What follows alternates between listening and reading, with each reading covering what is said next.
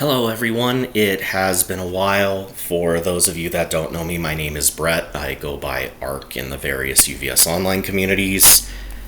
And every once in a while, a set comes out that excites me, and I manage to scrounge up the motivation to make some content. Today, I'll just pluck the lowest hanging fruit and rank all the characters in Critical Role Heroes of Exandria. I think this is a really great set. Something for everyone, gorgeous art, powerful cards.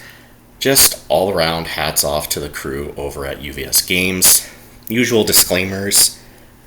This list is my opinion, and my opinions are frequently wrong. I'm sure Scott Desjardins will find plenty of ARC's patently wrong red hot takes in this video. I also know literally nothing about these universes, so if something is a flavor win, I will most likely miss it.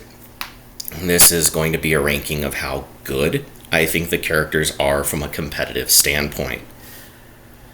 I do apologize in advance. I have a bit of a cough and about 50 slides here. So without further ado, I do appreciate the opportunity to entertain you. Let's strap in and get to it. So, at the very bottom of the barrel here, number 20, dead last, we have Beauregard, Lionette, Expositor.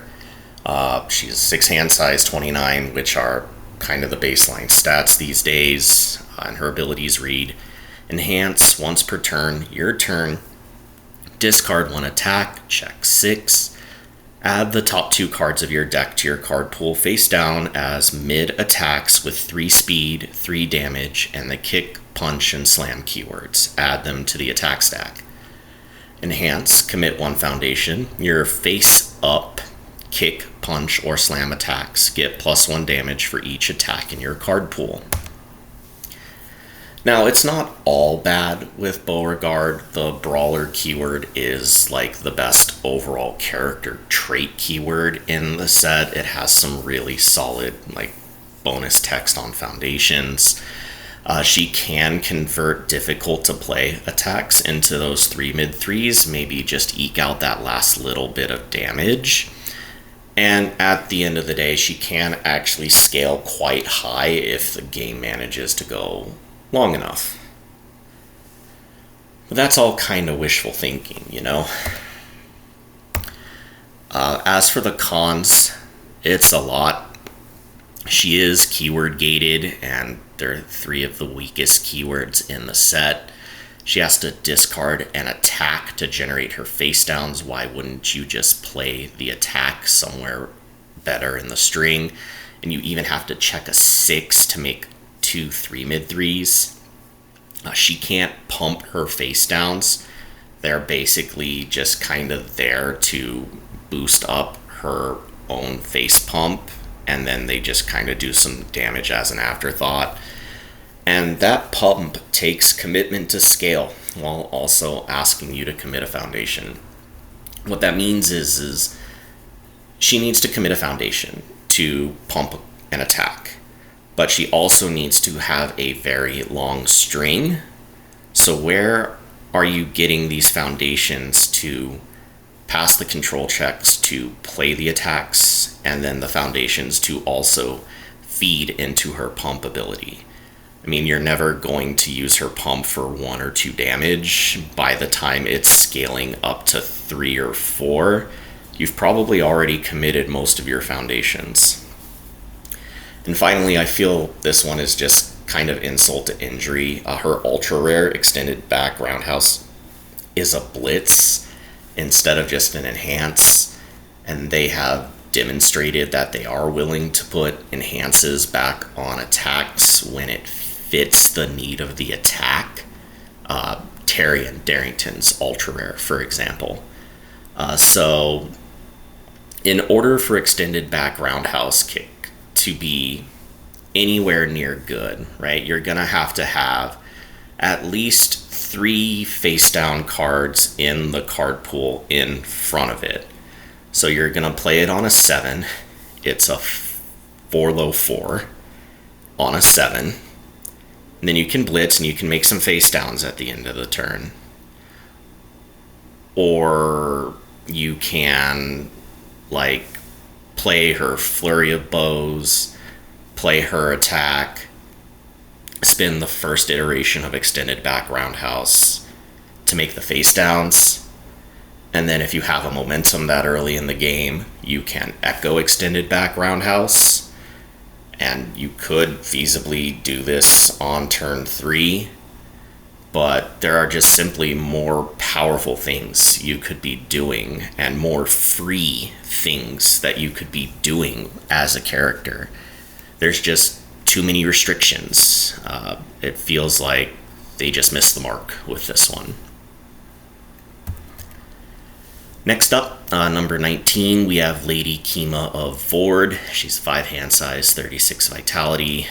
First form, add 1 attack from your discard pile to your card pool. Your checks to play cards get +1 this turn. And then enhance, your non-throw attack gets +X damage. X equals half the printed difficulty of the preceding attack in your card pool, round it up. Really, there's only one pro with this character. She does have a really interesting wombo combo.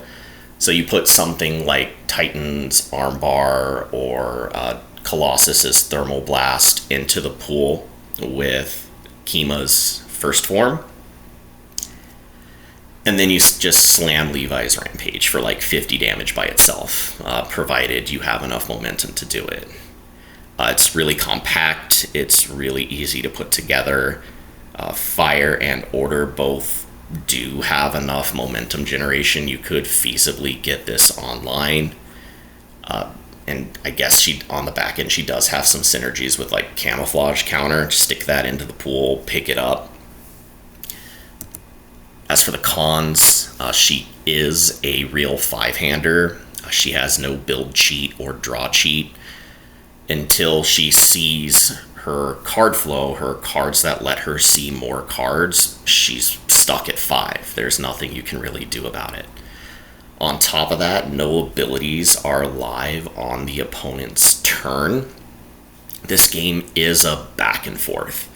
Characters who have abilities that function across the entire turn cycle, your turn and the opponent's, those generally are a bit stronger, in my opinion at least, than the characters who are only live on one part of the turn cycle.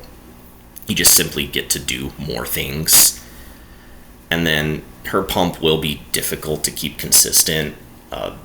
They tried doing this thing with the champion keyword in the set, where they're all like 7 difficulty attacks and they all do something while they're in the card pool. You know, kind of just big Timmy wham, wham, wham, wham, +4, +4, +4 over and over again with Lady Kima. But that's really clunky for a 5-hander with no build cheat. I just don't see it coming together anytime soon. At number 18, we have Fjord, the Seas champion, 6 hand size, 28 vitality, enhance, commit. You may try to play 1 card with Spellbolt in its name from your discard pile as your next card this turn. And then also has Response Tenacious, which means playable while committed. After your spell or weapon attack deals damage, seal 1 rival foundation. Your next attack gets +2 damage. So he does have selective recursion. He can pick up a Spellbolt offensively and defensively. They did make sure the Spellbolt package has a block on all the zones. He does have a targeted seal, which is very strong, and his stat pump is free. It requires no investment. On top of that, his ultra rare is kind of interesting. Giving all your Spellbolts Frenzy for the turn can cause scaling to get out of hand quickly, especially if you go like ultra rare into his ultra rare again by picking it up, and then maybe just slinging a couple of the 4 and 3 difficulty Spellbolts. But for the cons, the Spellbolt package is just not very good. His ultra rare is fine. The 3 difficulty Spellbolt is also quote unquote good. It can be disruptive if it does manage to land, but the other 2 are just awful. They make no sense. They do not synergize with the character. They do not enable what he wants to do. Like, one of them should have lubed, made easier to play the rest of his attack string. One of them should have either capitalized on his ultra rare or enabled his 3 diff more. So for a tribal character, tribal being, he wants to play a specific named set of cards, most of that tribe just isn't very good. Just as Trinket, Champion and Pact-Bound traits don't have very good bonuses. I mentioned Champion with Kima. Pact-Bound has literally one piece of Trinket text on it. I think it's like lose 1 vitality. This attack gets -1 speed, which is fine, but nothing to write home about. He does need his attacks to hit to do anything. His first attack does not come with a seal. It has to hit. And if you're waiting for your second attack to hit to seal off the card you really need to seal off, well, it might not get there. It might not be good enough. And then he is vulnerable to daggers. There's the Toga secret rare that can eat a card out of a discard pile, and then there is the sweeping daggers from this set that can eat it. So if you're going all in on the Spellbolt tribal and they just remove all your ultra rares from the game, you can probably just pack it in.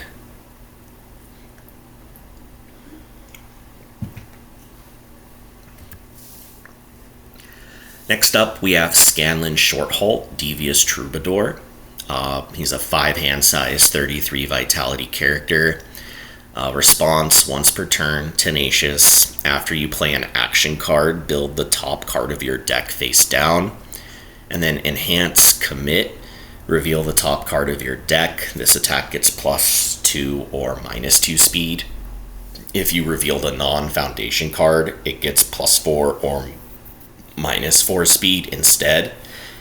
And you may add 1 non-attack card from your discard pile to your hand. So again, another discard recursion character. This one more centered around actions this time instead of a specific tribe of names.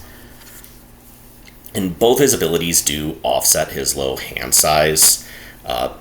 His ultra rare, Scanlan's Hand, is very good, and recurring it is very good. Being able to shut off an opposing character who has very strong defensive abilities is strong. But unfortunately, the best character with defensive abilities is Rodan right now, and he's just playable while committed. His speed manipulation is flexible. You can either use it offensively or defensively. Both of his abilities are technically live across the entire turn cycle.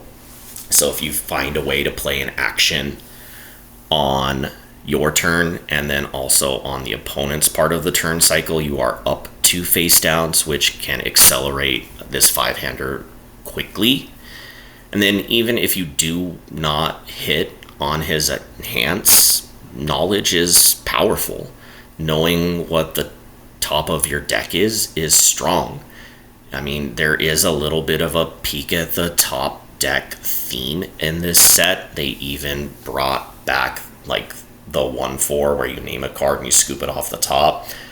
It's never a gamble when you're playing that card. You're just literally putting something on top and picking it up. So very, very good interactions there if you want to snag something. And then for the cons, finding the right amount of actions to trigger his response consistently without making your opening hands clunky is something you're going to have to solve for. He is a action-themed character. You want to be consistently, playing Scanlan's Hand or playing something else to profit off of his top ability. And then number 2, Enhance is only usable once per turn cycle. And I did say, you're probably always going to hit on it, but at the end of the day, it can still be unreliable. Sometimes the -2 speed or the +2 speed at the base is just not going to be good enough. And then number 3, Enhance is only usable once per turn cycle. And I did say, you're probably always going to hit on it, but at the end of the day, it can still be unreliable. Sometimes the -2 speed or the +2 speed at the base is just not going to be good enough. 4, Enhance is only usable once per turn cycle. And I did say, you're probably always going to hit on it, but at the end of the day, it can still be unreliable. Sometimes the -2 speed or the +2 speed at the base is just not going to be good enough. Next up, number 16, we have Caleb Widowgast, Fiery Transmuter. He is a 6 hand size, 29 vitality character. And I realized I'm saying vitality when it's just health these days. Forgive me, I'm kind of a boomer. But enhance once per turn. Discard 1 spell card, add 1 spell card with the same difficulty as the discarded card from your discard pile to your hand. And then response, after you play an action card, your rival loses 1 health. If you have played this ability 3 or more times this turn, seal this character. So he does have a very broad pool of spell cards to choose from for his recursive ability. I mean, this is the spell-centric set. He gets things like Lightning Blast, Gravity Well, both very strong cards. He can pick up Big Freaking Explosion as well to try and kill people with. Both of the abilities are technically live during the entire turn cycle, and Burn can actually just straight up win you the game. If you can get them low enough and you just start eking out a little bit of incremental advantage with like a captured firepower here or there, I mean, possibly you could get there.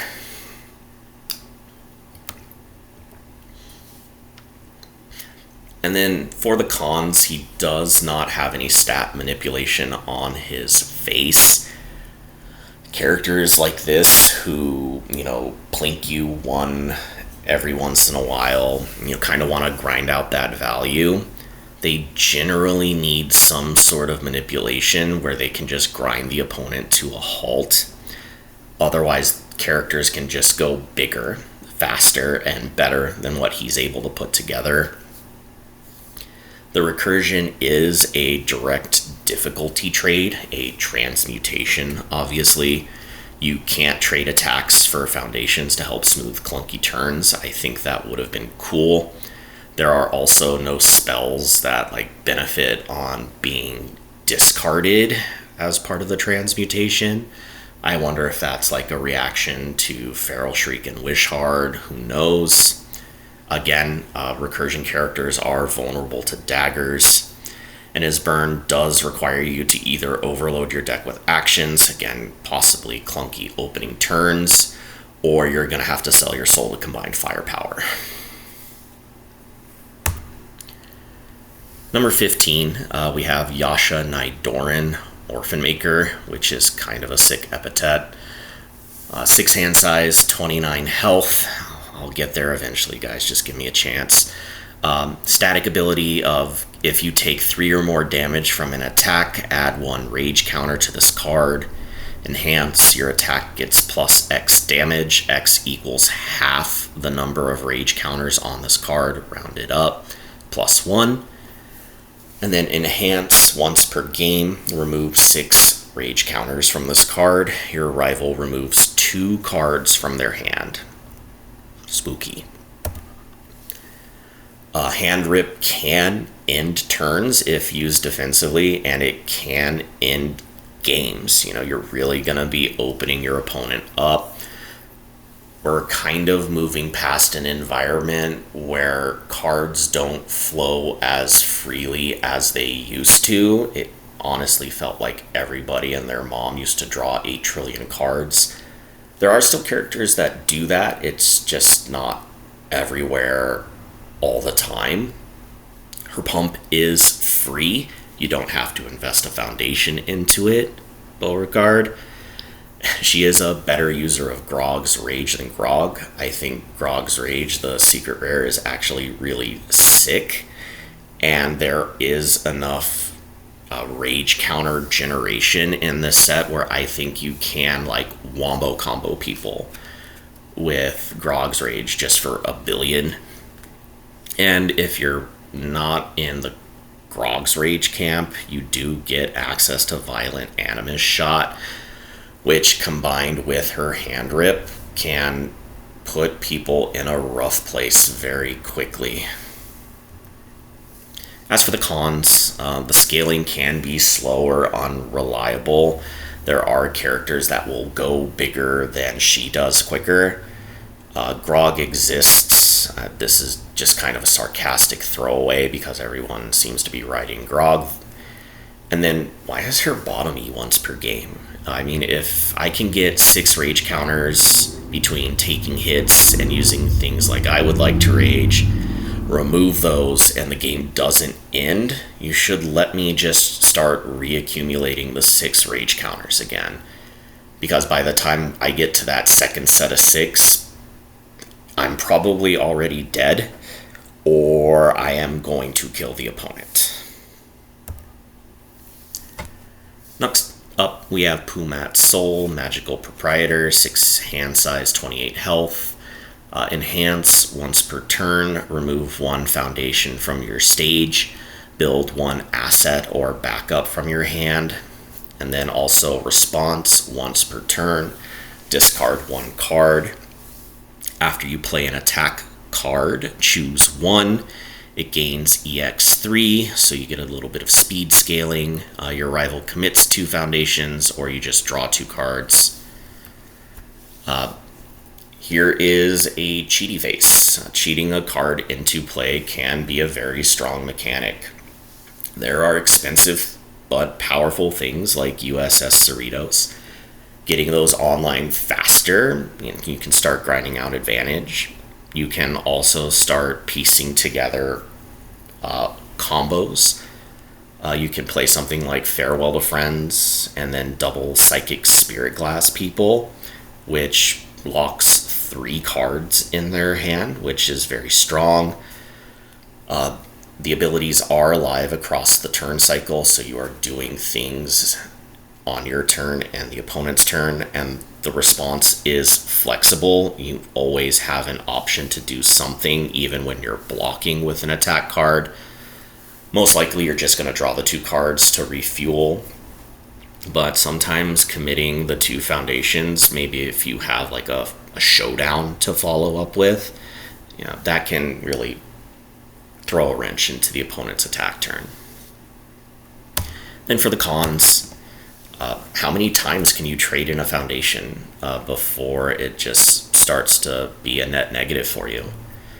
Cheating backups into play is still a relative unknown. The party backups are certainly interesting.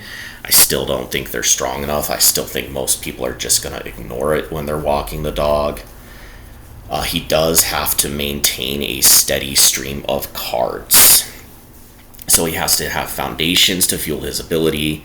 He has to have assets or backups to cheat in with his ability. He has to have a card to discard to his response. And he has to have an attack to either attack or block with. On top of that, again, he only has a little bit of stat manipulation. EX3 does give you some speed scaling.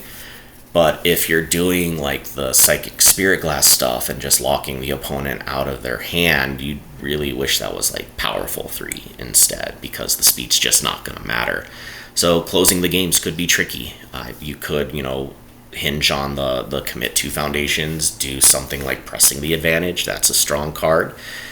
So just need to do some exploring. Next up, we have Jester Lavore, Traveler's Faithful, 7 hand size, 20 health character. Enhance twice per turn. Add the top card of your discard pile to your hand. Discard 1 random card. If you discarded a copy of the same card, this attack gets +2 or -2 speed. And then response. After your spell attack deals damage, gain 1 health, and ready 1 foundation that has not been readied this combat phase. Honestly, just play Jester 1, Sheet 8 in this set. I think Jester 1 is insane, but getting into the pros and the cons. She does get pitching in from the Trigun Stampede decks, so she can basically tutor anything she wants out of her discard pile. And then pray to Jesus that you don't discard it. That would really suck. Readying a foundation is, very strong for certain sets of strings. She is 7 hand size. She can accumulate a lot of lightning blasts and big freaking explosions and gravity whatnots. And being able to re-ready things so that you can keep committing them to pay to play the attacks is, might be worth it. And then she does have a little bit of token life gain that can offset the squishiness a little bit. But again, she's vulnerable to daggers, just like any other recursion character in the set. I wonder if, daggers is eventually going to take over the format. The latest regional does not seem to indicate so, but that remains to be seen if that was just a one-off. She is very squishy, and then the RNG may actually just screw you. Either you want to recur the card and keep the card that you're recurring, and you end up discarding it, and then woo, you get 2 speed. That's not worth the card that you discarded. Invested all those resources to make sure you actually could recur it.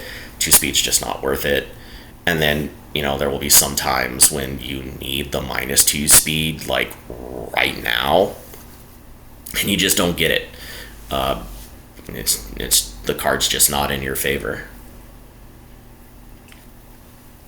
I really wish that the +2 or -2 speed had been like part of the basic ability, and then if you discarded the same card, you get like a bigger piece of speed manipulation. Maybe go up to like +3 speed, -3 speed. I don't know, just something more rewarding if you could manipulate the RNG into your favor, or to reduce the feel bad of discarding the card you wanted to recur. Next up, number 12, we have Keyleth of the Air Ashari. 7 hand size, 21 health. First form, which means it's the literal first thing you have to do this turn. Commit 1 foundation.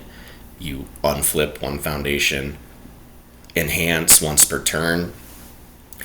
Ready 1 foundation with a difficulty of 1 or less. And then response once per turn. After an attack deals damage, your rival flips 1 foundation. She does have 4 symbols, and attuned is, a thing. So getting access to this many options could potentially be very strong, especially as the card pool gets wider and wider. She does, have flip and unflipped synergies. That is, the key core of her kit, quote unquote. And she can do a lot of things over the course of a turn cycle. Readying a foundation is great. Maybe you unflip a Shogagen's message on defense. And, unflipping things can just be very powerful. I wish it wasn't a first form, so you could recycle a powerful flip in the middle of the turn cycle, but just not meant to be. Cons, again, she has no stat manipulation on her face. She doesn't really have a way to critical mass if the game goes long, so she may have difficulty ending the games. Her flip is not targeted, and it does require an attack to deal damage. So the opponent gives you their worst foundation if you hit them, or you have to face tank something or spend some damage reduction. And again, she's squishy with no built-in protection, so you're just possibly going to get blown up on turn 2 by someone like Pony or Nick Reagan. Approaching the middle of the pack here, we do have Pike Trickfoot, Ferocious Priestess, 6 hand size, 29 health. Enhance your turn, gain 1 health. Enhance, if this attack's damage is greater than printed, it gets +2 or -2 speed. So she does turn on all your life gain synergies. Primarily, I believe recuperation time is the big one to worry about. And, stat manipulation that she has is trivial to turn on, and it is flexible across the turn cycle. Basically a continuous -2 speed to the opponent's attacks, and a continuous +2 speed to all your attacks, has been tournament viable in the past. For the cons, she's just boring. I wish her life gain had been playable on every single attack, basically just as kind of a offset -1 damage. That wouldn't be too strong. And she's got identity issues. She's really not aggro enough to be hanging with the aggressive turn 2 characters in the format. And she doesn't really have any control options to go into the late game with the other late game decks, so you're kind of stuck in the middle just doing things. Which, I mean, it will get you there occasionally. Mid-range can be a deck. But at the end of the day, if you're going for life gain synergies, there are just better characters out there, primarily Ymir. Once Ymir transforms, the game does tend to end pretty quickly.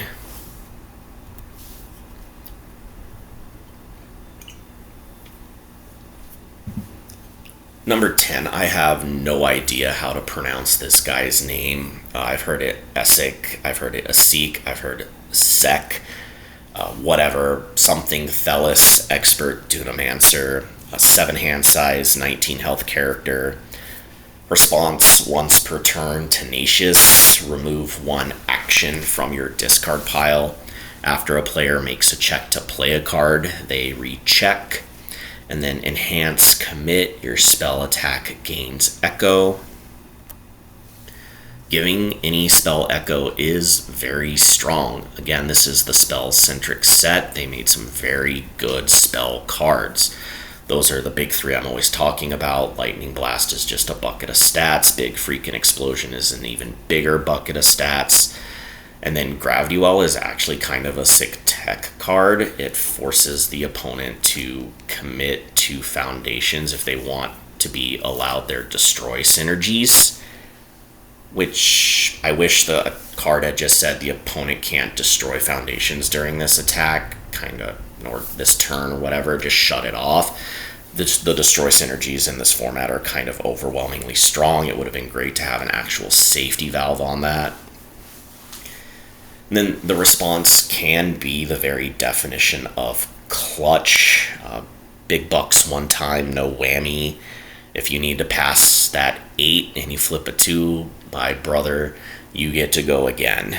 If the opponent is sending their 15th battle aura release for the turn, 1 time, slam that button, make them check the 3 instead of the 5 they need.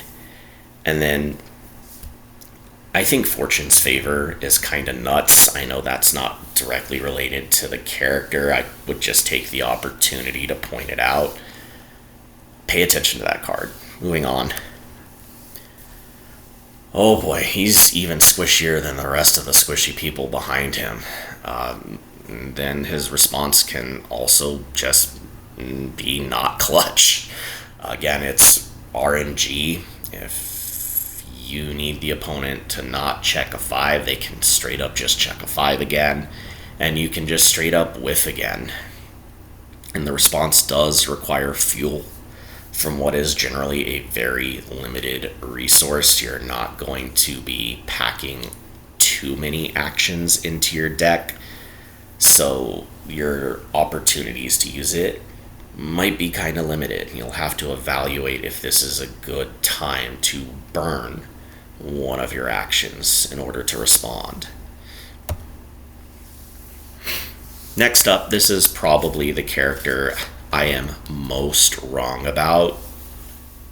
He is probably significantly lower in the overall tier lists. People end up making tier lists than where I have him at number 9. It's Caduceus Clay, Insightful Caretaker.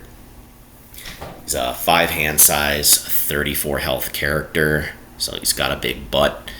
Enhance, commit, choose a player.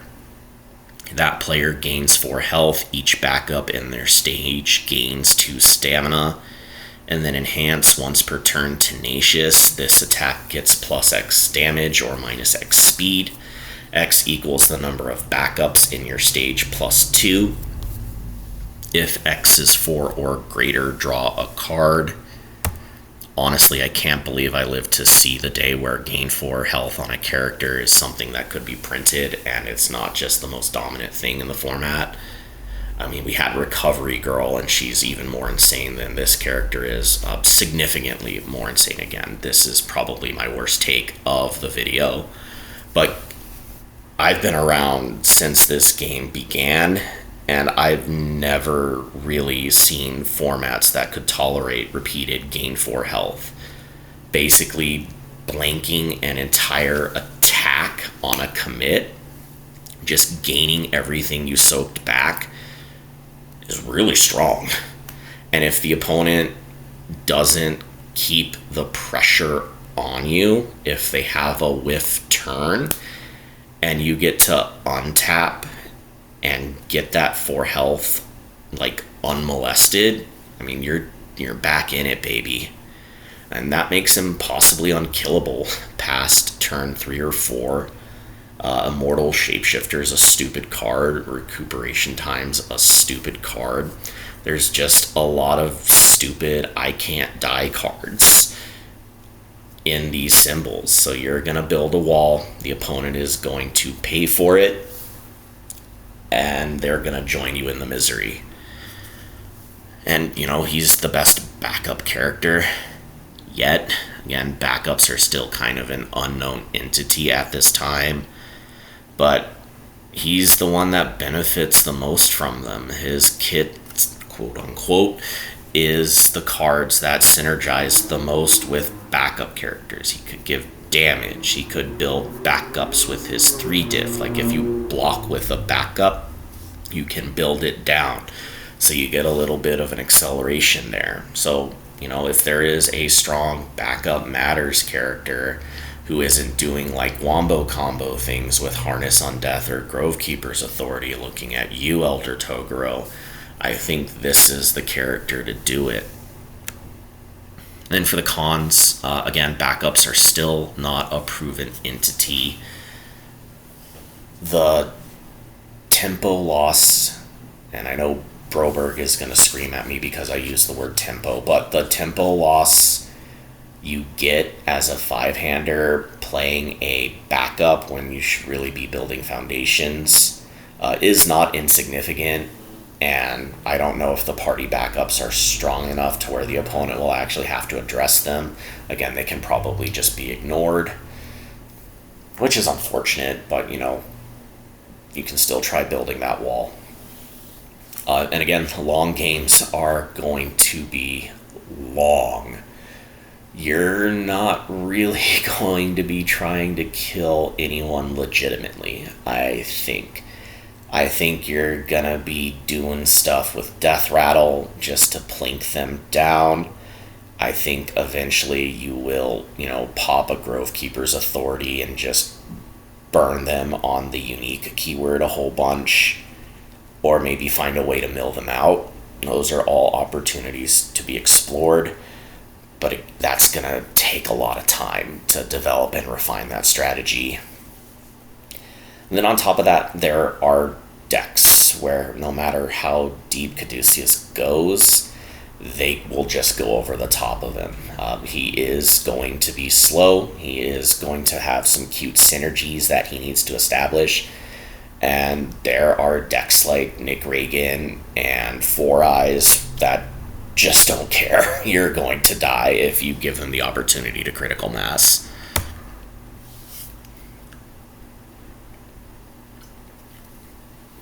Sorry for the pause there. Had to take a sip of water. Next up, we have Mollymock Tea Leaf, Carnival Hooligan, number 8. He's a 6 hand size, 28 health character. Enhanced, Tenacious, lose 1 health. Your weapon attack gets +1 damage and stun 1. And then response, once per turn, reveal up to 2 cards from your hand. After an attack is played, seal 1 rival foundation for each card revealed this way. Your rival may sacrifice 1 face-up foundation to cancel this effect. It's right around this character that we're breaking into the tier of characters I think that are going to be like consistently in the hunt for the top 16 cuts. Everyone below this, I'm kind of skeptical, but I think Mollymawk is kind of the starting point for like the truly competitive decks in the set. And simply because he's Stun City, baby, you get, draw your swords to turn on all the really awesome destroy synergies. You get his face. You're just going to tap them out quickly. His seal is targeted. The opponent can cancel it, but in the face of getting stunned out, popping a foundation can be a risky proposition. And he does probably have the best keyword to be keyword locked to. Weapon had a bucket of support and attack on Titan. And it's got some pretty good cards in this set as well. So overall, I think his offensive abilities are there. He doesn't really need so much speed to push things in when the opponent is just committed out by the second attack. But, he is a 6 hand size aggressive character with no card manipulation on his face. He will either have to Yahtzee his way into a kill hand or find a way to fuel his card economy on a long string. Not hard considering he has Walk the Dog. I'm not going to comment on that card. And then the bottom ability does give the opponent the choice. Usually choice mechanics end up not being great because the truly intelligent players will know what the best option is at all times. Either they're just going to be feeding the foundation to keep their 2 best cards alive, or that doesn't matter and they have too many cards that you need to take care of, so the seal is really kind of irrelevant. They just let it through. So that bottom ability may occasionally be unreliable. Next up, we have Percival de Rollo III, Vengeful Sharpshooter, 7 hand size, 20 health. Response, remove 1 tech card from your discard pile. Your ranged or tech attack gets plus X speed. X equals the removed card's block modifier. And then response, lose 1 health. After you play a card, both players commit 1 foundation, which I think is a really interesting ability, especially for such a squishy character. This is probably another red hot take. The combined firepower, like when this card enters your discard pile, plus Science Bro synergies are not something to be ignored. I think this character can just high roll you to high heaven kind of effortlessly if he sees a Science Bros or a way to get into play quickly. I'm not really a math or stats person. If someone can start tracking your win rate when you see it on turn 1, please do so. You stack a billion little +2s off of I'm with you onto a Grenadier Blast, and then you just double the Grenadier Blast and the opponent dies on 2. And you get Koenma's task to answer their runaway or their referee jury, and they're tapped out on turn 2. Because he will tap them out. It's exciting, I would say. But he is squishy, and he does cut himself to start tapping. That kind of makes him the definition of a glass cannon. If on the turn, you're sweet, I managed to manipulate a showdown, and I tapped him out, but now I'm at 4 health, and then you don't draw the follow-up, the kill string you just whiff, you're gonna cry, and you're going to cry profusely. And if you don't find Science Bros, or if the opponent keeps you off of it, you are dead in the water. He is not strong enough. Honestly speaking, he is not strong enough if he does not find a Science Bros quickly. If the opponent can interact with it, well, good luck, Chuck. Next up, we do have Not the Brave at number 6, the Chaotic Meddler, 7 hand size, 21 health. Enhance your turn, your rival mills 2. If the milled cards share a card type, seal 1 rival foundation. Enhance, your attack gets plus X speed, X equals your momentum plus 1. And then response, commit, spend 1 momentum.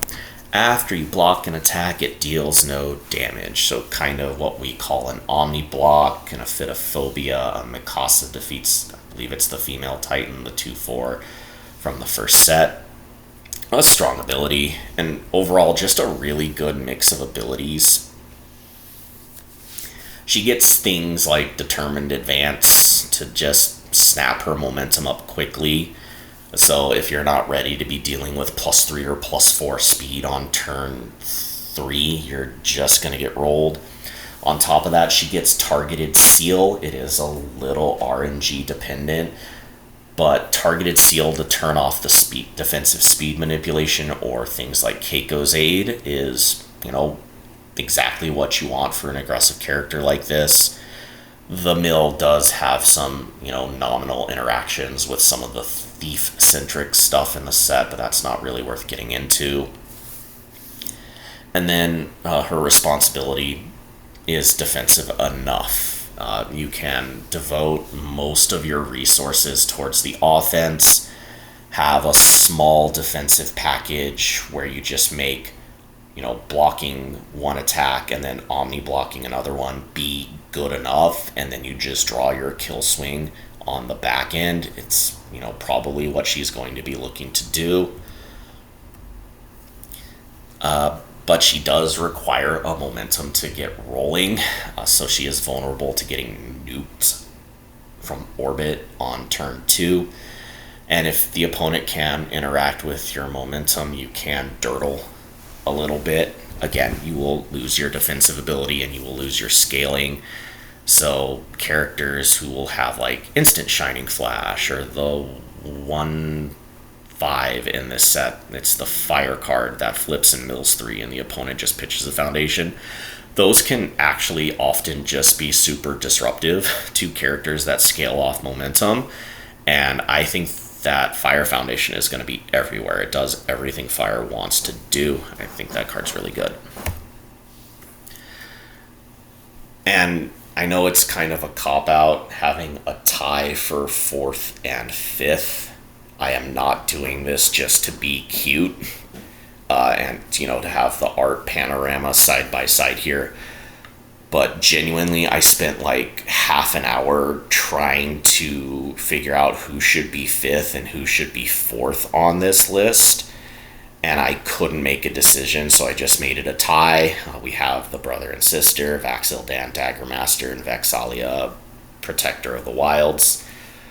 Both 6 hand size, both 29 health, not vitality, health. Vax has this attack gets plus X damage or minus X speed. X equals the number of cards in your card pool. He also has response. After you play your 3rd weapon attack this turn, your rival discards 1 card and you draw 1 card. Vex has enhance once per turn. Build 1 ally asset or ally backup from your card pool. If you did and it is your turn, draw 1 card. And then she has response, flip 1 foundation. After your ranged or weapon attack is not blocked, unflip 1 foundation. I'm going to get to the pros and cons just a bit. There's a cat scratching at the door. 1 moment, please.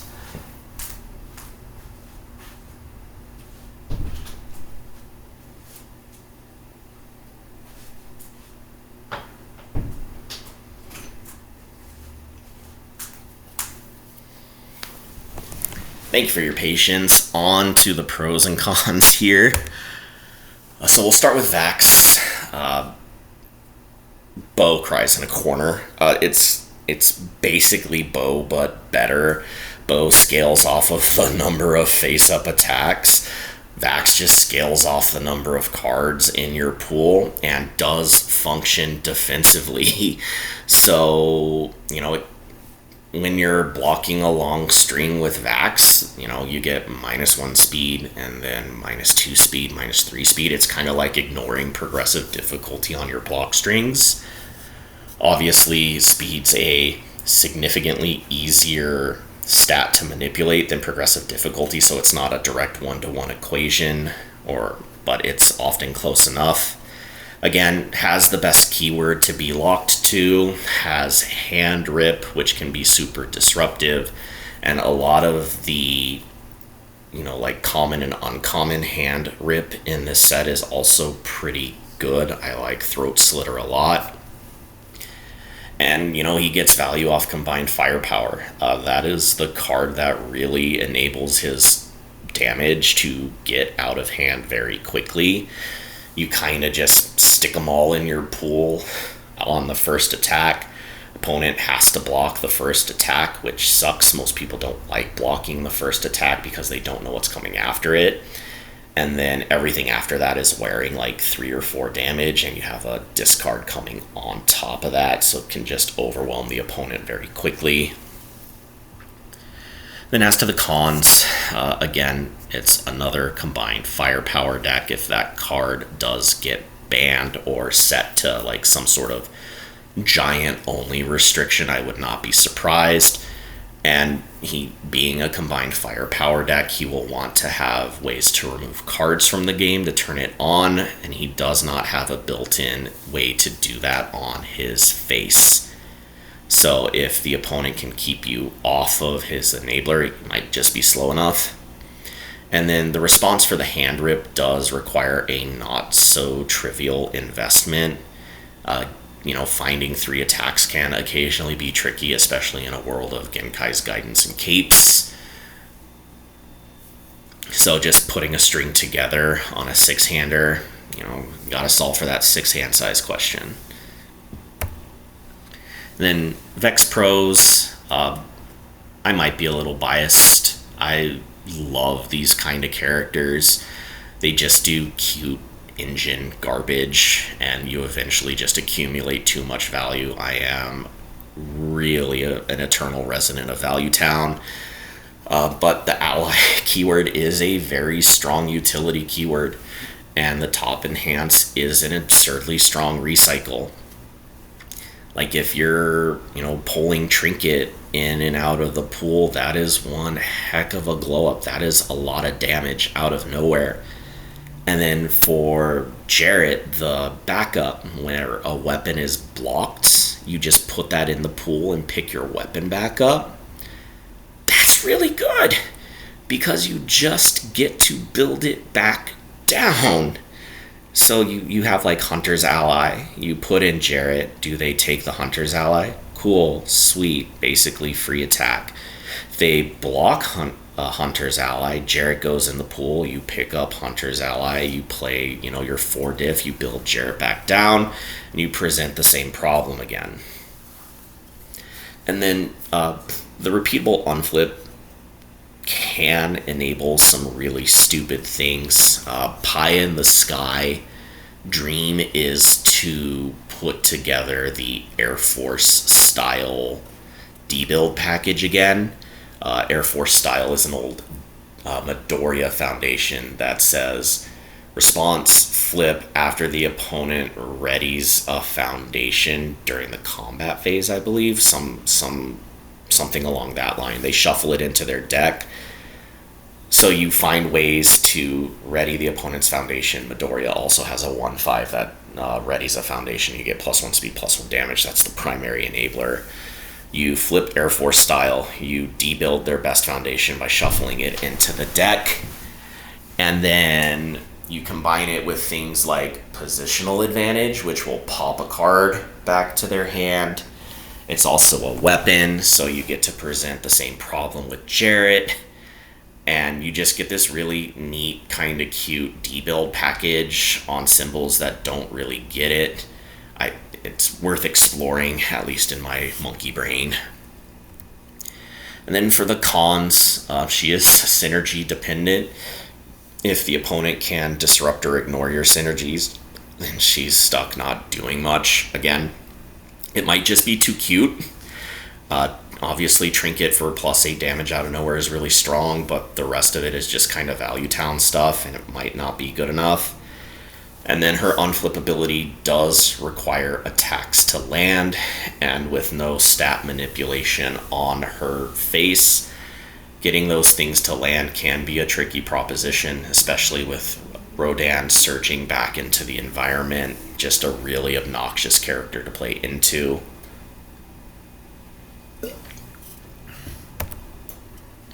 Number 3, we have Allura Vicerin, Arcanist of Tal Duray. 6 hand size, 28 health, enhance twice per turn. Remove 1 action from your card pool. Add the top card of your deck to your momentum. And then response, commit 1 foundation. After an attack is played, seal it. Your next check to play a card gets +3. I didn't go over seal the first time I mentioned it, so here it is. Seal is a card that is sealed, loses all abilities, and cannot gain abilities this turn.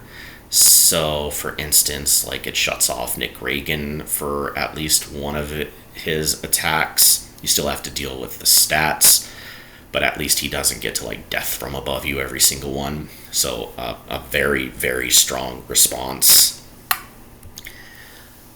Pros, she does really gross stuff with City Rampage and Manifest in that she violates 2 levels of what I call velocity. There's an article I have floating around Facebook if you're interested. Find me, I'll pass it along to you.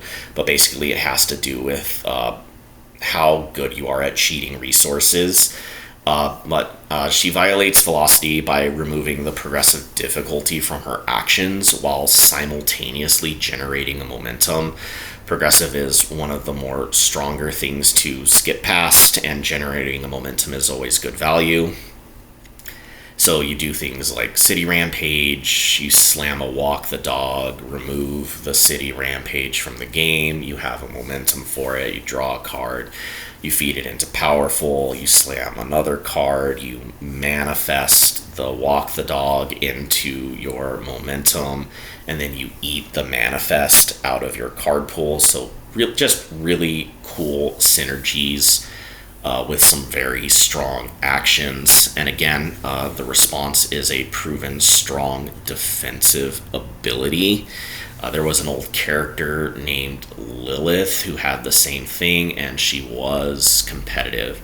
She did have stat pump on her face that allowed you to kill people on backswings, but it might be good enough for this one. And then for the cons, again, this kind of character is synergy dependent. You will need to draw the right mix of actions and attacks in the right sequence to get a kill turn going. What I mean is she's going to have attacks that facilitate the kill, and then she's going to have attacks that actually kill. Luckily, again, Walk the Dog is both. Again, that card is absurd. But if you don't draw the cards that facilitate the kill first, you're going to be out of sequence, and that can possibly make her a little bit clunky. But there aren't a lot of decks that interact with what she's trying to do. So I think once that right balance of here are the actions you want to play, here are the right facilitators, and here's your kill card, I think once that deck is figured out, I think this is going to be a monster. Number 2, we have Grog Strongjaw, Mighty Half Giant. 5 hand size, 31 vitality, continuous ability. I called it a static earlier, but it's a continuous ability. If an attack deals damage, add 1 rage counter to this card. Response: before you would take damage from an unblocked attack, reduce that damage by 2. It does have a minimum 1 restriction, so at least something will always get in. And then he has Enhance, remove 1 rage counter from this card, draw a card, your attack gets +3 damage. So this can be used defensively to draw cards, and the opponent does not get the benefit of the pump. I don't know if this character is fully tournament viable, but I do think he's high enough to be what's called a fair deck gatekeeper, or just a gatekeeper. If you don't have a way to interact with something like Grog plus set the record straight, you're probably just not good enough to be present in the format. Set the record straight is a dark tournament card from Yu Yu Hakusho. It simply reads, discard a card, this attack gets -2 damage. So once Grog starts face tanking everything just kind of starts at -4 damage. Simply speaking, I played against a Grog with my pony deck, and I just wanted to pack it up and go home. I theoretically had to hit him 31 times because I was doing all the cute. Here's just a 4 damage attack, 4 damage attack, 4 damage attack. He would block the battle or release. It just wasn't happening, and I very soundly lost that game. On top of that, they were just doing the simple, here's +3 damage on some throws. Can you deal with that before you die? Or can you kill me before eventually that just overwhelms you? So back to the drawing board with Pony, and probably back to the drawing board with a lot of other decks in the format. And then for the cons, straight up just miserable for your locals.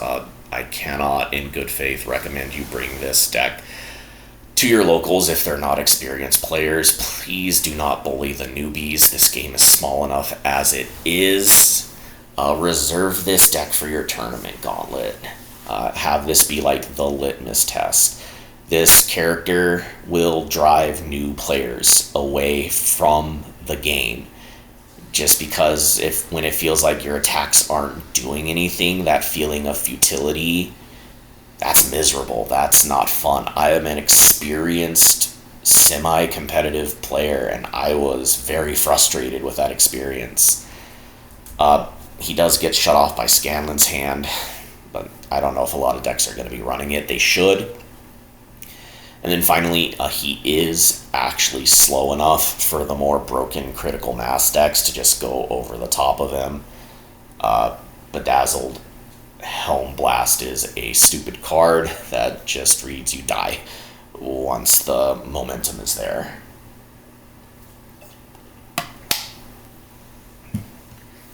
And finally, probably at no surprise to anyone, we have Tyrion Darrington, Naive Creator, 6 hand size, 31 health. Enhance once per turn, remove X momentum, build 1 asset from your discard pile with difficulty equal to or less than X plus 1. X may equal 0, so X will always be at least 1 if you're not pitching a momentum. And then enhance, pardon me, commit 1 asset. This attack gets plus X or minus X speed. X equals the printed difficulty of the asset committed to pay for this ability. Again, what hasn't been said about this character? He was the only character from the set to appear in the top 8 of the Denver Regionals, and I think that kind of says it all. But for those of you who haven't been paying attention, I mean, just look at the guy. What other character lets you do this at a tournament? What other character is farming this much aura 24/7? Who has this much drip? This much gear? Who else has the doctor on staff who can tell you to hydrate and have a snack? And if, things don't go your way in a tournament, it can really just be about the friends you made along the way.